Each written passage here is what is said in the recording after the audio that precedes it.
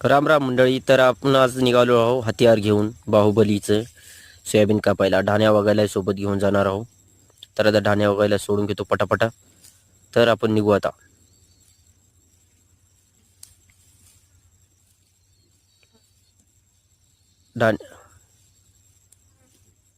हे ढाण्या बघा आता मोकार पळालेत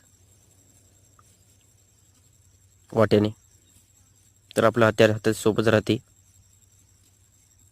तर हे दुर्गादेवीचं पंडाल आहे जे आज बसणार आहे संध्याकाळी दुर्गादेवी. तर ह्या आमच्या गावची सरोवर म्हणजे वळ आहे आपला. या वळातून मस्त निवांत बैल चाललेले आहेत.